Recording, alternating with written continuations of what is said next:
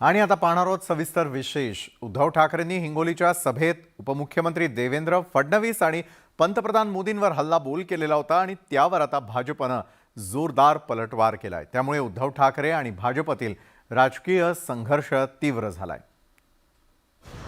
इंडियाचा तर अमिबा झालेला आहे, अमिबा। उद्धव ठाकरे सरकार गेल्यानंतर इतक्या विचित्र परिस्थितीमध्ये आले आहेत की त्यांना समयबंद या पद्धतीने टीका कराव्या लागतात। मुळामध्ये पक्ष म्हणून किती तुमच्या सोबत आहेत, तोडून मोडून नुसती ठिगळ लावून तुम्ही तुमचं एनडीए करतात। तो काळ होता ज्यावेळेला उद्धवजींना सन्मान एनडीए मध्ये, आणि ज्या वेळेला आम्ही इंडियाचं नाव घेऊन पुढे आलेलो आहोत तेव्हा आमची तुलना तुम्ही इंडियन मुजाहिदीन बरोबर करता। आणि आजचा काळ आलाय की ज्या वेळेला उद्धवजींना पायगाडा घालायला लागतायत त्या युपीएतल्या अन्य पक्षांच्या स्वागताला। काय इकडे सगळे जमलेले आहे का अतिरेकी आहेत? माझे विचार ऐकायला किंवा माझ्या प्रेमा खातर जे आले ते का अतिरेकी आहेत? रविवारी हिंगोलीच्या जाहीर सभेमध्ये उद्धव ठाकरेंनी उपमुख्यमंत्री देवेंद्र फडणवीसांवर बोचरी टीका केली होती। खरं तर शिवसेनेतल्या फुटीनंतर उद्धव ठाकरे आणि भाजपमध्ये राजकीय संघर्ष पेटलाय। उद्धव ठाकरेंनी राज्यातल्या विविध ठिकाणी जाहीर सभा घेत मुख्यमंत्री एकनाथ शिंदे आणि उपमुख्यमंत्री देवेंद्र फडणवीसांना टार्गेट केलाय। हिंगोलीच्या सभेतही ठाकरेंनी उपमुख्यमंत्र्यांवर घणाघात केला होता आणि त्यावरून आता राजकीय वादाची ठिणगी पडलेली आहे। उद्धव ठाकरे सरकार गेल्यानंतर इतक्या विचित्र परिस्थितीमध्ये आले आहेत की त्यांना समयबंद या पद्धतीने टीका कराव्या लागतात। आता तुमचा बदला आणि तुमचा रोजच्या रोज अधपतन होत आहे। उद्धवजीचं अधपतन रोज होत आहे, रोज माणसं सोडून चालले आहे। तर मला वाटतं एकदम बावचळलेल्या आणि उद्ध्वस्त मनस्थितीमध्ये उद्धव ठाकरे आले आहेत। उद्धव ठाकरेंनी उपमुख्यमंत्री देवेंद्र फडणवीस यांच्याप्रमाणेच पंतप्रधान नरेंद्र मोदींवरही टीकास्त्र डागलं होतं। देशामध्ये काँग्रेसनं सगळ्या भाजप विरोधकांची इंडिया आघाडीच्या माध्यमातून मोड बांधलेली आहे। मुंबईत इंडिया आघाडीतली बैठक होऊ घातलेली आहे। तर काही दिवसांपूर्वी पंतप्रधान मोदींनी विरोधकांच्या इंडिया आघाडीची तुलना मुजाहिद्दीनशी केली होती आणि त्यावरून पंतप्रधान मोदी आणि एनडीएवर ठाकरेंनी शरसंधान साधलं होतं। इंडियाचा तर अमिबा झालेला आहे, अमिबा। कोण किती हिंदुत्ववादी विचाराचे पक्ष, मुळामध्ये पक्ष म्हणून किती तुमच्या सोबत आहेत, तोडून मोडून नुसती ठिगळ लावून तुम्ही तुमचं एनडीए करतात। आणि ज्या वेळेला आम्ही इंडियाचं नाव घेऊन पुढे आलेलो आहोत तेव्हा आमची तुलना तुम्ही इंडियन मुजाहिदीन बरोबर करता। काय इकडे सगळे जमलेले आहे का अतिरेकी आहेत? उद्धव ठाकरेंची टीका भाजपच्या चांगलीच जिव्हारी लागलेली आहे। तो काळ होता ज्यावेळेला उद्धवजींना सन्मान एनडीए मध्ये, आणि आजचा काळ आलाय की ज्या वेळेला उद्धवजींना पायगाडा घालायला लागतायत त्या युपीएतल्या अन्य पक्षांच्या स्वागताला। मला तर शिवसैनिकांची दया येते जे उरले असतील उभाटातले ते, की त्यांच्या सन्मानाशी किती खेळ उद्धवजी करतील स्वतःच्या पदाच्या लालसेपोटी, हाच प्रश्न आहे। गेल्या वर्षी शिवसेनेतल्या फुटीनंतर उद्धव ठाकरेंनी जाहीर सभा घेत मुख्यमंत्री एकनाथ शिंदे आणि त्यांच्या समर्थक आमदारांना टार्गेट केलं होतं। पण गेल्या वर्षभरात देश आणि राज्यातल्या राजकारणात बरीच उलथापालथ झालेली आहे। आता उद्धव ठाकरे काँग्रेस प्रणित इंडिया आघाडीमध्ये सहभागी झाले, त्यामुळे आता केंद्र सरकार आणि भाजप त्यांच्या निशाण्यावर आलाय। पुढचं वर्ष हे लोकसभा निवडणुकीचं वर्ष असल्यामुळे आगामी काळात हा संघर्ष आणखी तीव्र होणार आहे। Bureau report, news 18 Lokmat. शिवसेनेच्या मुखपत्रातून उपमुख्यमंत्री अजित पवारांवर टीकेचे जोरदार बाण सोडण्यात आलेत। अजित पवार हे खरंच विकासासाठी महायुतीचा हिस्सा बनलेत का आणि त्यांच्या विकासाची नेमकी व्याख्या काय आहे, असा थेट सवालही सामनाच्या अग्रलेखातून करण्यात आलेला आहे। सामनातून टीकेचे बाण। अजित पवारांची विकासाची व्याख्या काय? महाराष्ट्राच्या तिजोरीची लूट। शिवसेनेचं मुखपत्र सामनामधून विरोधकांवर नेहमीच टीकेचे बाण सोडले जातात। महाविकास आघाडीच्या काळात याच सामनाच्या अग्रलेखातून अजितदादांवर कौतुकांचा वर्षाव केल्याचं सर्वांना आठवत असेल। मात्र 2 जुलै 2023 नंतर अजित पवारांच्या रूपानं शिंदे फडणवीसांच्या सरकारला तिसरं इंजिन लागलं आणि राज्यातली सगळी राजकीय समीकरणच बदलून गेली आणि त्यानंतर अजित पवार सामनाच्या निशाण्यावर आले। शिंदे फडणवीसांच्या विकासाच्या व्याख्या म्हणजे महाराष्ट्राच्या तिजोरीची फसवणूक आणि लूट आहे। आपापल्या गटातील फुटीर आमदारांनाच कोट्यवधीचा निधी द्यायचा आणि त्या निधीच्या कमिशनबाजीतून महाराष्ट्रात बेईमानीची बीजं वाढवायची। जे आमदार आपल्या गटात नाहीत त्यांना त्यांच्या मतदारसंघाच्या विकासासाठी एक फुटकी कवडी द्यायची नाही। अजित पवार, एकनाथ शिंदे, फडणवीस यांनी विकासाच्या गोष्टी करू नये. विकासामध्ये समतोल हवा, समानता हवी. प्रत्येक मतदारसंघात ही जनता आपल्या लोकप्रतिनिधीला निवडून देताना विकासाच्या मुद्द्यावर निवडून देते. सरकार कोणा एकाच्या मालकीचं नाहीये आणि या राज्याच्या तिजोरीच्या चावीची मालकी सुद्धा कोणा एखाद्या गटाकडे नाही. अजित पवारांवरच्या या बोचऱ्या टीकेला शिक्षण मंत्री तथा कोणे एकेकाळी दादांच्या पक्षात असलेल्या दीपक केसरकरांनी जोरदार प्रत्युत्तर देत दादांची पाठराखणच केली आहे. आणि ते सत्तेवर असताना त्यांनी किती निधी दिला, शिवाय त्यांच्या पक्षाच्या आमदारांनाच ते निधी देऊ शकले नाहीत असा टोलाही उबाठाच्या शिवसेनेला लगावलेला आहे. सत्तेवर होते त्याला त्यांनी किती लोकांना निधी दिले, ते स्वतःच्या आमदारांना निधी देऊ शकत नव्हते. इतर लोकांची तर गोष्ट बाजूलाच राहिली. त्याच्यामुळे त्यांनी ह्याच्याबद्दल विधान करणं फारसे योग्य नाही असं मला स्वतःला वाटतं. दिवसा स्वप्न बघत असतात, ही स्वप्न कधीही पूर्ण न होणारी स्वप्न असतात.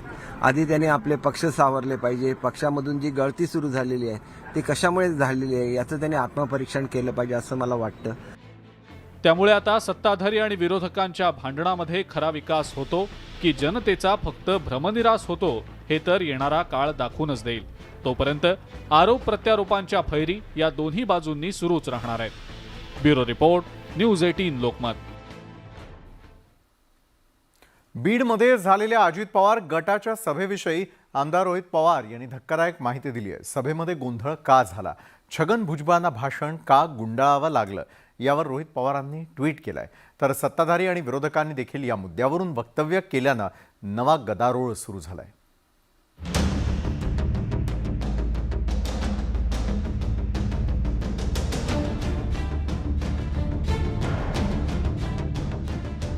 रविवारी बीडमध्ये अजित पवार गटानं मोठं शक्ती प्रदर्शन केलं.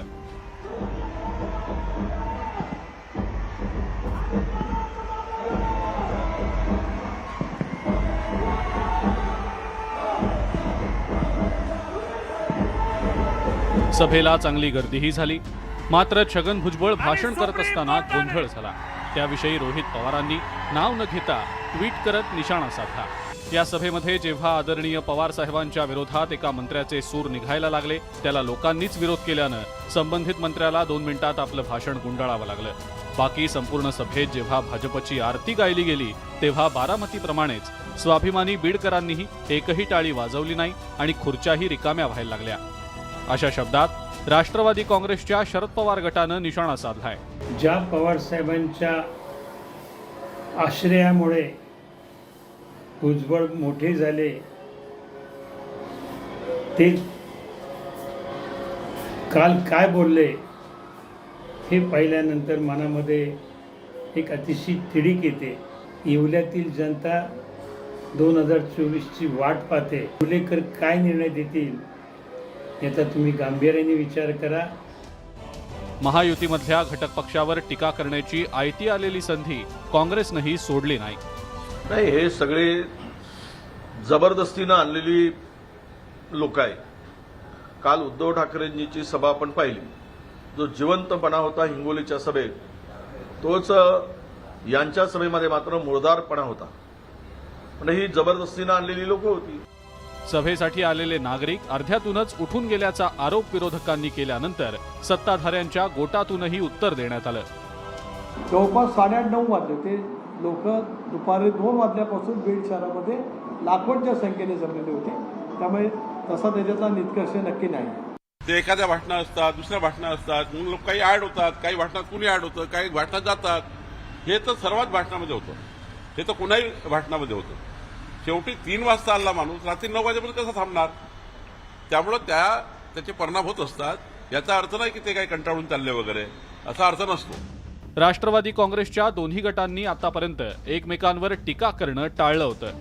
मात्र आता दोन्ही गटांकडून एकमेकांवर तिखट टीका सुरू झालेली आहे. त्यामुळे आगामी काळात या दोन्ही गटातला संघर्ष तीव्र होणार असल्याचं स्पष्ट झालंय. Bureau report, news 18 Lokmat.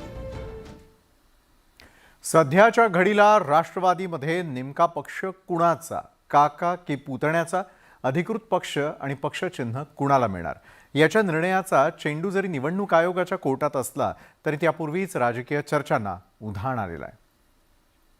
अजितदादाच्या नेतृत्वाच्या मागे उभा राहणारा आहे आणि पक्षाच्या चिन्ह आणि नाव हे अजितदादाच्या नेतृत्वाच्या या राष्ट्रवादी काँग्रेस पक्षाकडे राहणार आहे. ऐकलत, राष्ट्रवादीतल्या फुटीनंतर आता नेमका पक्ष कुणाचा आणि अधिकृत चिन्ह कुणाला मिळणार याचा चेंडू अद्याप केंद्रीय निवडणूक आयोगाच्या कोर्टात आहे.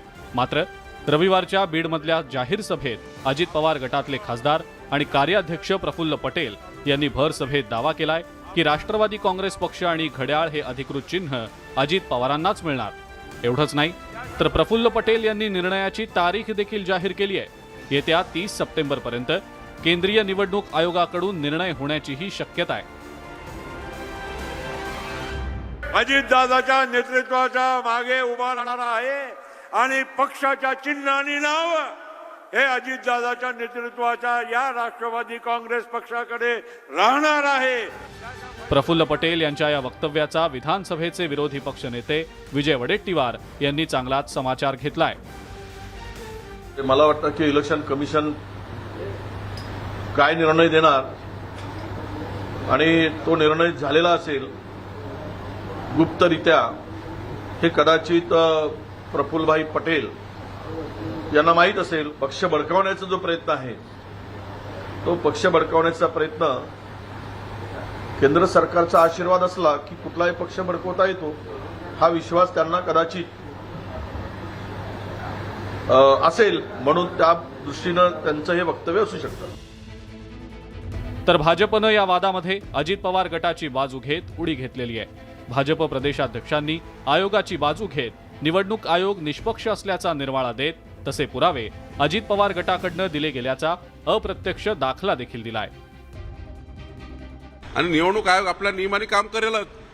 प्रफुल्ल पटेलला वाटलं की प्रफुल्ल पटेलांना त्या ठिकाणी त्यांनी जे सबमिशन केलं त्यांना पुरावे असतील, त्यांच्याकडे त्यांचा पक्ष त्यांच्याकडे आहे. एकनाथ शिंदेकडे हेच झालं होतं, त्यांच्याकडे अनेक संघटनेचे अनेक लोकप्रतिनिधी होते म्हणून त्यांना धनुष्यबाण मिळालं. पण शरद पवार साहेब सांगतात ते मला वाटतं ते पटण्यासारखं नाही आहे. बरोबर वर्षभरापूर्वी शिवसेनेमध्ये सुद्धा असाच बाका प्रसंग उद्भवलेला असताना शिंदेंच्या शिवसेनेचे नेते सुद्धा निवडणूक आयोगाच्या निर्णयापूर्वीच छाती ठोकपणे दावा करत होते की शिवसेना पक्ष आणि धनुष्यबाण हे चिन्ह त्यांनाच मिळणार. सध्याच्या घडीला तसाच दावा अजित पवार गटाकडूनही होतोय. शेवटी केंद्रीय निवडणूक आयोग योग्य त्या अभ्यासाअंती निर्णय घेण्याची अपेक्षा आहे. Bureau report, news 18 Lokmat. Sunny देओलच्या बंगल्याच्या लिलावाच्या स्थगितीवरून सुरू झालेलं राजकारण आता नितीन देसाईंच्या आत्महत्येवर येऊन थांबलंय.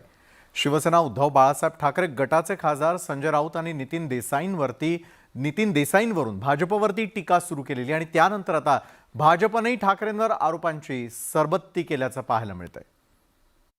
24 तासामध्ये काही सूत्र हल्ली दिल्लीतून आणि त्यांचा ऑक्शन थांबवला गेला, त्यांचा लिलाव थांबवला गेला, त्यांना वाचवलं, त्यांचा बंगला वाचवला.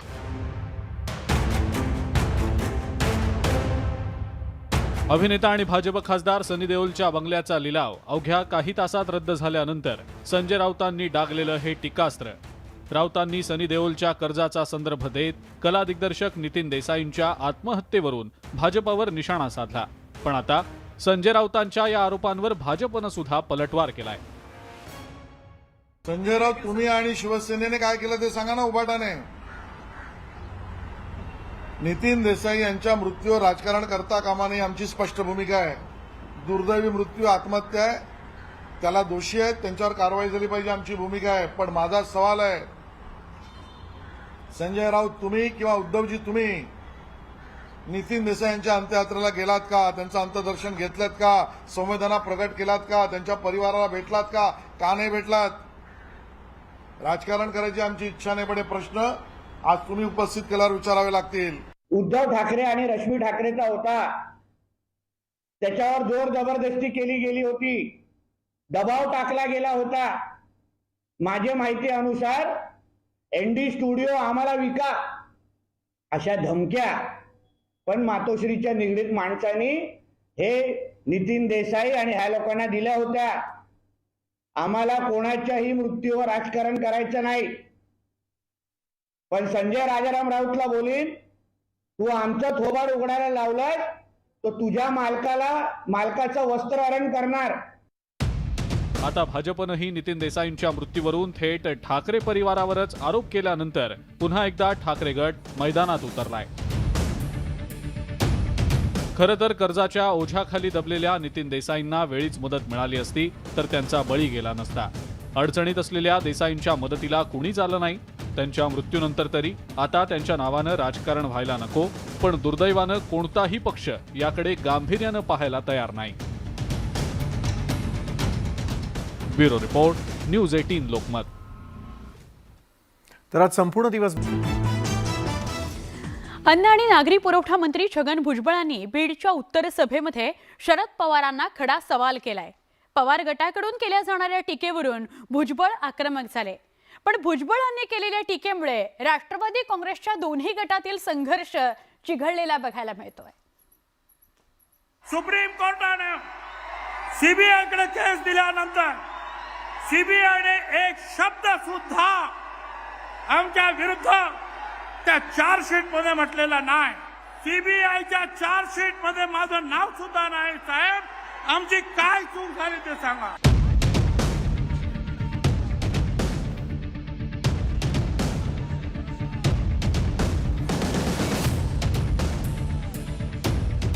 रविवारी बीडमध्ये झालेल्या जाहीर सभेत अन्न व नागरी पुरवठा मंत्री छगन भुजबळांनी थेट शरद पवारांना जाब विचारला. त्यामुळे राष्ट्रवादीचा शरद पवार गट चांगलाच आक्रमक झालाय. सोमवारी पुणे आणि ठाण्यात भुजबळांविरोधात शरद पवार गटानं आंदोलन केलं.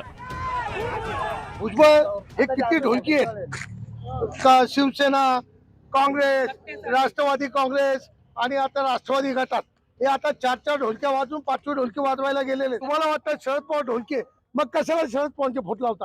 नका लावू ना, आम्ही सांगतो ना. समजत नाही साहेब, तुम्ही काय बोलता. छगन भुजबळांनी बीडच्या उत्तर सभेत शरद पवारांवर टीकेची झोड उठवली. अजित पवारांसोबत सत्तेत सहभागी झाल्यानं छगन भुजबळ शरद पवार गटाच्या निशाण्यावर आले. राष्ट्रवादीतल्या फुटीनंतर शरद पवारांनी पहिली जाहीर सभा भुजबळांच्या येवला विधानसभा मतदारसंघात घेतली. त्यामुळे भुजबळांनी शरद पवारांना उत्तर सभेतून खडा सवाल विचारलाय. आमच्यावर सुद्धा ईडीची कारवाई झाली. छगन भुजबळ आतमध्ये गेला, 2.5 वर्ष गेला. प्रॉपर्टी सगळी अटॅच झाली. समीर भुजबळ सहित आतमध्ये गेला. आम्ही घाबरलो नाही. बाहेर आल्यानंतर परत तुमच्या बरोबर उभे राहिलो. राष्ट्रवादीतल्या फुटीनंतर पक्षातील दोन्ही गटातला संघर्ष हळूहळू वाढू लागलाय. नुकतंच शरद पवारांनी पक्षफुटीवर बोलताना ईडी आणि इन्कम टॅक्सच्या भीतीनं आमदार फुटल्याचा आरोप केला. पवारांच्या या टीकेला भुजबळांनी बीडच्या सभेतून प्रत्युत्तर दिलं. मात्र भुजबळांच्या या टीकेवर अजित पवारांनी हात झटकलेत. मी जिथं बसलेलो होतो तिथं ते भाषण समोरच्या पब्लिकला ऐकायला जात होतो. तिथं माईक सिस्टीम अशी होती की मला ते भाषण नीट ऐकायलाच मिळालं नाही. मी इकडं पुण्याला आलो, परंतु मी ज्यावेळेस सोशल मीडियावर बघत होतो त्यावेळेस सोशल मीडियामध्ये काही बातम्या मला पाहायला मिळाल्या आणि त्याच्याबद्दल मी वस्तुस्थिती काय नक्की झाली, माझा अजून काही त्यांना फोन झाला नाही. एकीकडे अजित पवारांनी कानावर हात ठेवले तर दुसरीकडे छगन भुजबळ आपल्या भूमिकेवर ठाम आहेत. आपण खंत व्यक्त केल्याचं त्यांनी ऑफ कॅमेरा सांगितलं. भुजबळांच्या या टीकेनं राष्ट्रवादीच्या दोन्ही गटातील संघर्ष तीव्र झालाय. Bureau report, news 18 Lokmat. विरोधी पक्षाच्या इंडिया आघाडीची तिसरी बैठक मुंबईमध्ये होतीये. 31 ऑगस्ट ते 1 सप्टेंबर दरम्यान होणाऱ्या या बैठकीकरता ठाकरे गट, काँग्रेस आणि राष्ट्रवादी काँग्रेसनं जोरदार तयारी केली आहे. या बैठकीच्या माध्यमातून इंडिया आघाडी केंद्र आणि राज्यातील भाजप सरकार विरोधात आगामी निवडणुकीचं रणशिंग फुंकण्याकरता सज्ज झालेली आहे. आगामी लोकसभा निवडणुकीत भाजपचा पराभव करण्यासाठी देशभरातील विरोधी पक्षांनी वज्रमूठ आवळत इंडियाची स्थापना केली आहे. आधी पटना, नंतर बेंगळुरूमध्ये या आघाडीच्या 2 बैठका झाल्या. त्यानंतर आता देशाच्या आर्थिक राजधानीतून इंडिया आघाडी भाजप विरोधात राजकीय गणित आखणार आहे. 31 ऑगस्ट आणि 1 सप्टेंबर असे 2 दिवस मुंबईमध्ये इंडियाची बैठक होतीये. या बैठकीसाठी राज्यातील महाविकास आघाडीनं जोरदार तयारी केली आहे.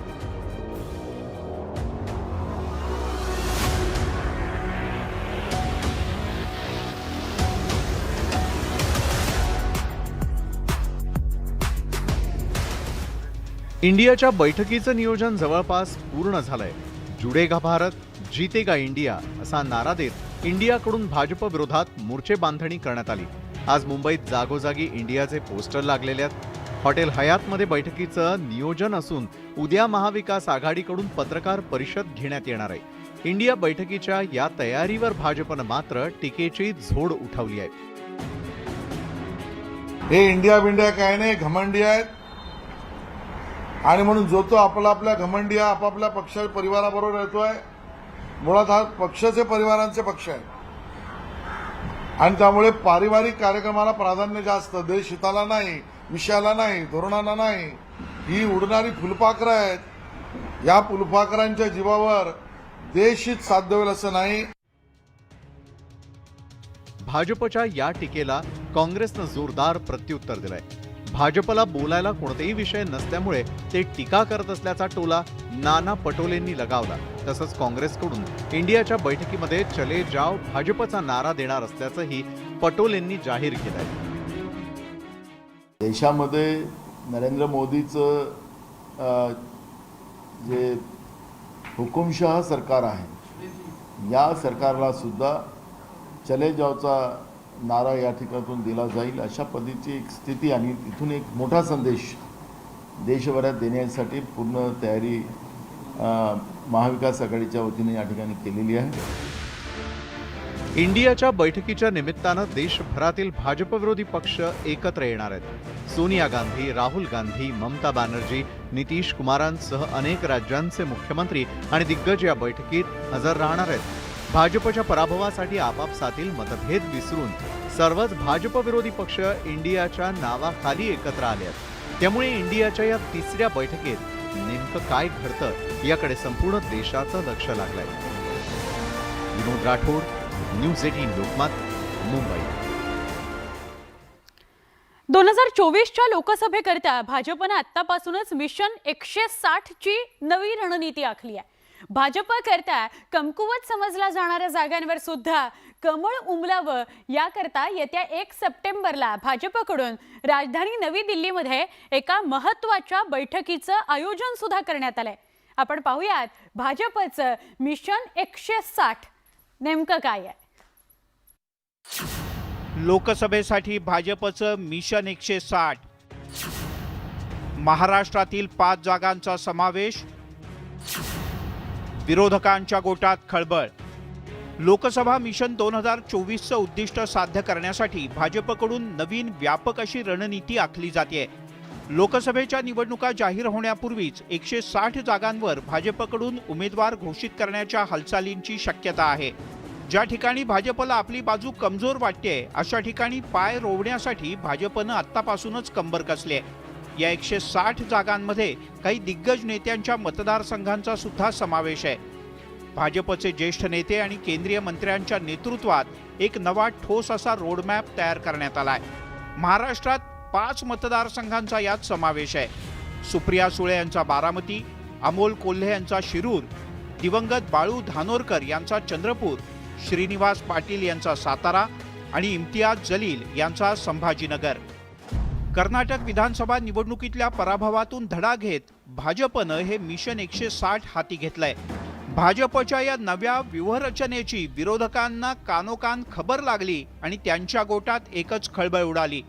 महाराष्ट्रातल्या 5 मतदारसंघांशिवाय सोनिया गांधी यांच्या वेल्लोरी, अखिलेश यादव यांच्या मैनपुरी मतदारसंघाला सुद्धा टार्गेटवर ठेवण्यात आलंय।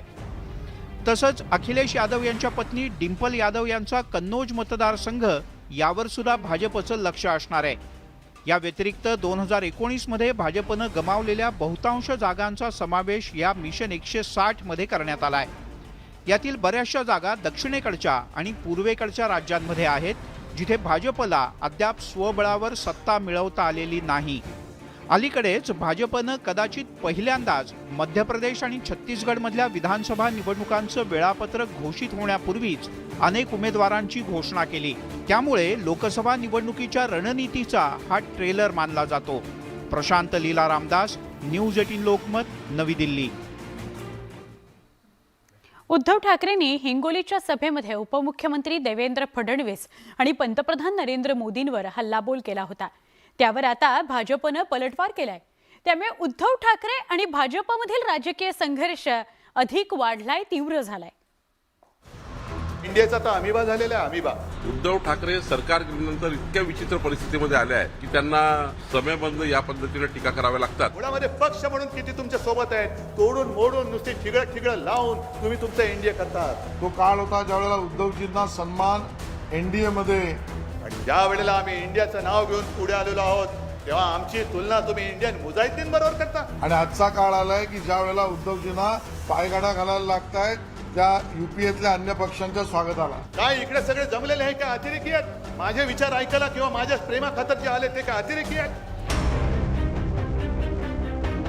रविवारी हिंगोलीच्या जाहीर सभेमध्ये उद्धव ठाकरेंनी उपमुख्यमंत्री देवेंद्र फडणवीसांवर बोचरी टीका केली होती. खरं तर शिवसेनेतल्या फुटीनंतर उद्धव ठाकरे आणि भाजपमध्ये राजकीय संघर्ष पेटलाय. उद्धव ठाकरेंनी राज्यातल्या विविध ठिकाणी जाहीर सभा घेत मुख्यमंत्री एकनाथ शिंदे आणि उपमुख्यमंत्री देवेंद्र फडणवीसांना टार्गेट केलंय.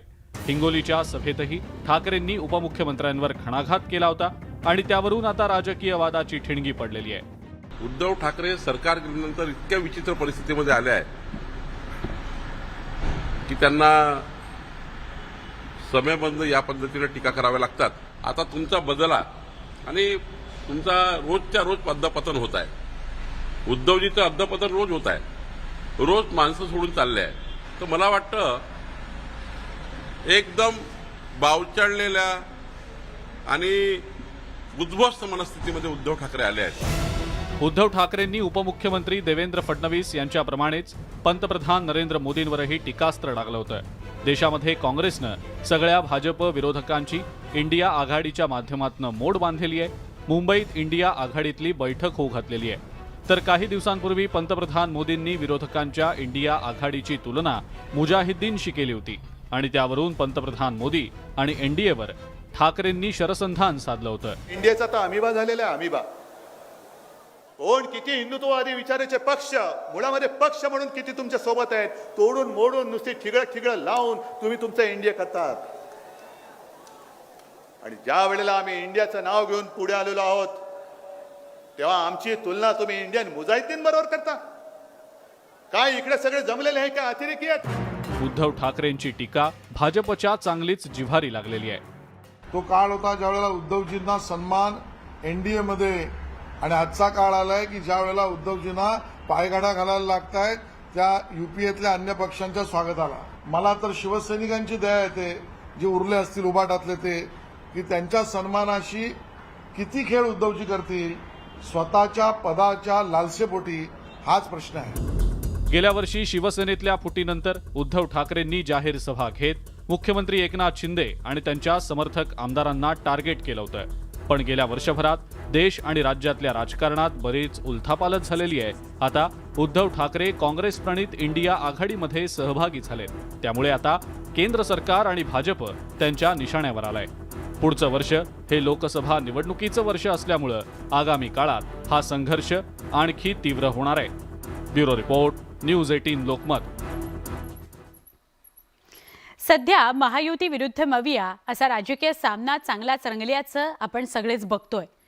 महायुतीच्या नेत्यांना मवियाचे नेते धारेवर धरतात, तर मवियाच्या काळातील त्रुटीवर महायुतीकडून समाचार घेतला जातो. असाच एक कलगीतुरा रंगलाय सत्ताधारी आणि विरोधकांमध्ये. महायुतीवर वडेट्टीवारांचा हल्लाबोल. एक बैल एकाचा गाडीचा, दुसरा बैल दुसऱ्याचा, गाडीच्या बैलांची कासरी तिसऱ्याच्या हातात, हाकलणारा चौथाच आहे खालून. तर केसरकरांकडून प्रत्युत्तर. सध्या काही कोणाबद्दलही विधान करणं ही आता एक पद्धत झालेली आहे. सत्ताधारी विरोधकांमध्ये कलगीतुरा. राजकारणात कोणीच कुणाचा कायमचा मित्र वा शत्रू नसतो याचं उत्तम उदाहरण म्हणजे सध्याचं राजकीय वातावरण. राज्यात सध्याच्या घडीला जात्यातले सुपात तर सुपातले जात्यात आहेत.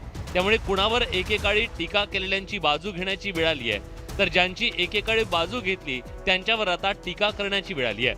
शिंदे फडणवीसांच्या डबल इंजिन सरकारला दादांच्या रूपात ट्रिपल इंजिन मिळाल्यानं महायुतीचं सरकार विकासाच्या रुळावर धावू लागलंय. तर या ट्रिपल इंजिन सरकारवरून विधानसभेचे विरोधी पक्षनेते विजय वडेट्टीवार यांनी जोरदार टोला लगावलाय. एक बैल एकाचा गाडीचा, दुसरा बैल दुसऱ्याचा, त्या बैलांची गाडीच्या बैलांची कासरी तिसऱ्याच्या हातात आणि हाकलणारा चौथाच आहे खालून. हे असं सगळं जे आहे त्यामध्ये लॅटरी कोणाची कधी लागेल हे सांगता येत नाही. परंतु मी बोललो यापूर्वीही पवार साहेब असतील तरच अजितदादा सीएम, आणि त्या गोष्टीवर मी पुन्हा ठाम आहे. तर महायुती सरकारच्या पक्षातील ज्येष्ठ नेते तथा शिक्षण मंत्री दीपक केसरकरांनी वडेट्टीवारांना मित्रवजा सल्ला देत समजवण्याचा प्रयत्न केला. सध्या काही कोणाबद्दलही विधान करणं ही आता एक पद्धत झालेली आहे.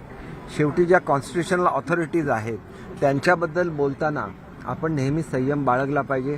वडेट्टीवार साहेब एक चांगले माझे मित्रसुद्धा आहेत आणि चांगले नेते आहेत. त्यांनी तरी हा संयम पाळावा अशी माझी त्यांच्याकडून अपेक्षा. सध्या राज्यात मराठवाड्यातील काही भागात पावसाअभावी ऐन पावसाळ्यात दुष्काळासारखी परिस्थिती निर्माण झाली आहे. तर काही ठिकाणी पावसानं ओढ दिल्यानं शेतकऱ्यांच्या तोंडचं पाणी पळालंय. मात्र नेते सध्या एकमेकांवर कुरघोडी करण्यात आणि आरोप प्रत्यारोपांच्या फैरी झाडण्यात रंगल्याचं चित्र दिसतंय. Bureau report, news 18 Lokmat. Kolhapur जिल्ह्यामध्ये लोकसभा निवडणुकांचे पडघम वाजायला सुरुवात झालेली आहे. हातकणंगले मतदारसंघातून जयंत पाटलांच्या मुलाला किंवा भाच्याला उमेदवारी मिळण्याची शक्यता वर्तवली जाते. तर राजू शेट्टींनी MSP कायद्याबाबत शब्द देईल यांच्यासोबत जाऊ अशी भूमिका घेतली आहे. त्यामुळे महाविकास आघाडीत संभ्रमच संभ्रम बघायला मिळतोय.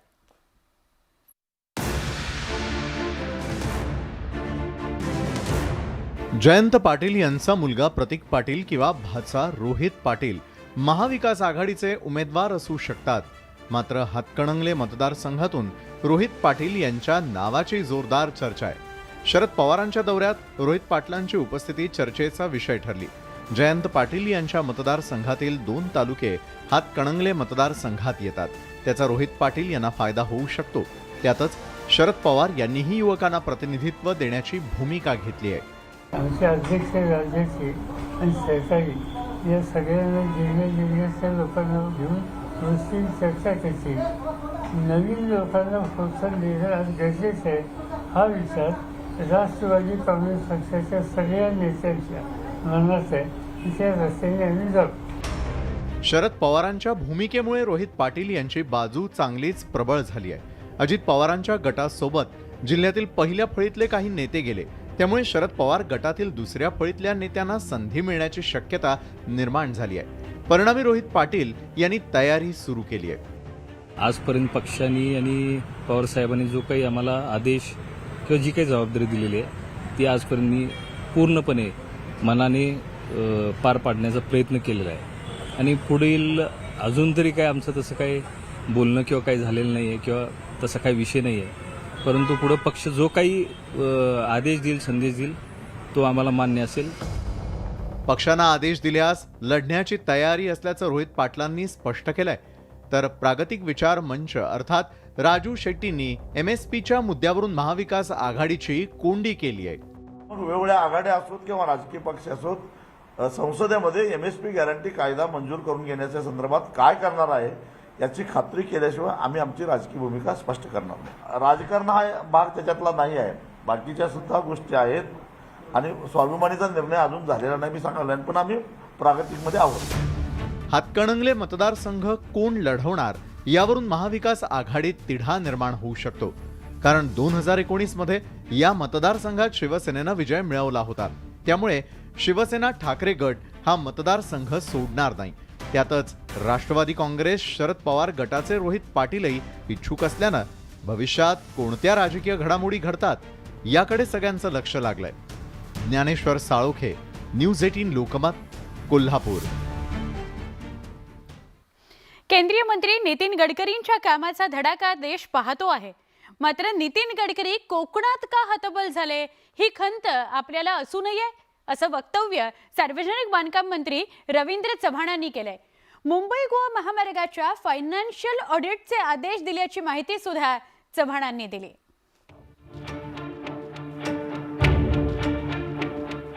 मुंबई गोवा महामार्ग एका दशकापेक्षा जास्त काळ रखडलाय. केंद्रीय मंत्री नितीन गडकरी यांच्या नेतृत्वात देशभरात पायाभूत सोयीसुविधांचं जाळं मजबूत केलं जात आहे. मात्र महाराष्ट्रात मुंबई गोवा महामार्गाला ग्रहण लागलंय. डोंबिवलीत मुंबई गोवा महामार्गाच्या प्रश्नावर आयोजित करण्यात आलेल्या चर्चासत्रात सार्वजनिक बांधकाम मंत्री रवींद्र चव्हाण यांनी महामार्गाच्या आड येणाऱ्यांना सोडणार नाही असा इशारा दिला. महामार्गावर माझी जागा नाही किंवा तिथे हॉटेलही बांधणार नाही असं चव्हाण यांनी स्पष्ट केलं. नितीन गडकरी यांनी देशभरात कामाचा धडाका उडवून देत असताना आपल्याच राज्यातील महामार्गाची परिस्थिती खंत वाटण्यासारखी आहे. हतबल गडकरी साहेब का झाले? देशामध्ये कुठे हतबल झाले नाहीत, कोकणात का झाले? ही खंत तुम्हाला आम्हाला सर्वांना असू नये, ही खंत बाळगली पाहिजे होती. रत्नागिरीतल्या एका कॉन्ट्रॅक्टरच्या घरी 3 वेळेला गेलो होतो. महामार्ग झाल्यावर या सगळ्यांना धडा शिकवणार असल्याचंही रवींद्र चव्हाण यांनी ठणकावून सांगितलं. यावेळी चव्हाण यांनी गंभीर मुद्द्याकडेही लक्ष वेधलं. महामार्गाला मंजुरी देणारे वेगळे होते, बीओटी तत्वावर करण्याचा निर्णय दुसऱ्यानं घेतला तर कर्ज तिसऱ्यानं काढलं, पण आता सगळ्यांचा हिशोब केला जाणार आहे असं त्यांनी म्हटलंय. आल्याच सांगितलंय, फायनान्शियल ऑडिट करा. मला पूर्ण करायचं आहे, परंतु पूर्वी ज्यांनी केलंय ना त्यांचं फायनान्शियल ऑडिट करा, हे पहिलं सांगितलंय. मुंबई गोवा महामार्गावर आतापर्यंत झालेला खर्च, राजकीय पक्षांनी घेतलेली आंदोलनाची भूमिका, या सगळ्या गदारोळात काम लवकरात लवकर पूर्ण व्हावं हीच सर्वसामान्य नागरिकाची इच्छा आहे. अजित मांढरे, न्यूज 18 लोकमत, ठाणे. वेगवेगळे स्पेशल रिपोर्ट्स आपण बघतोय. आता अजित पवार गटात अजून कुणी सामील झालंय का याविषयीच्या चर्चा सुरू आहेत. आपण जाणून घेऊया त्याविषयी, पण त्याआधी एक छोटासा ब्रेक.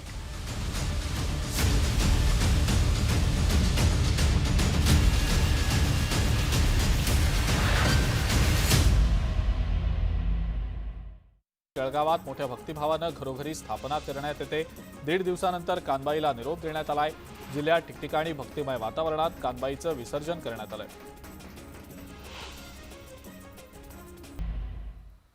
न्यूज 18 लोकमत विशेषमध्ये पुन्हा एकदा स्वागत. राष्ट्रवादी काँग्रेसच्या फुटीनंतर बहुतेक आमदारांनी अजित पवार गटाची वाट धरली आहे, पण निवडक आमदार अजूनही शरद पवारांसोबत आहेत. मात्र हडपसरबाबत जरा काय नेमकं होतं अशी शंका आहे, कारण हडपसरचे आमदार चेतन तुपे यांनी अजूनही कोणताही निर्णय घेतलेला नाहीये. हडपसरमधील एका कार्यक्रमात अजित पवारांसोबत ते एका मंचावर आले, त्यामुळे चर्चा मात्र सुरू झालेल्या आहेत.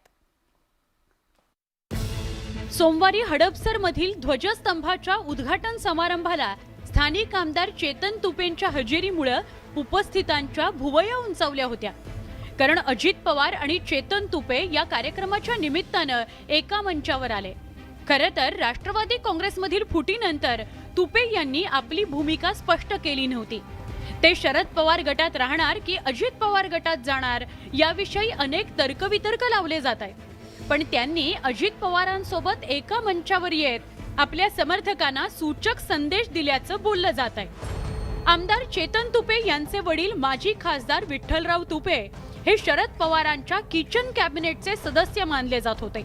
त्यामुळे राष्ट्रवादी काँग्रेसमध्ये फूट पडल्यावर चेतन तुपे राष्ट्रवादी काँग्रेसच्या कोणत्या गटात सामील होणार याकडे सगळ्यांचं लक्ष लागून आहे. गेल्या 1.5 महिन्यापासून चेतन तुपे हे राष्ट्रवादी काँग्रेसच्या दोन्ही गटांपासून अंतर राखून आहेत. पण ध्वजस्तंभाच्या उद्घाटन कार्यक्रमानंतर हडपसर विधानसभा मतदारसंघात नव्या चर्चेला उधाण आलंय.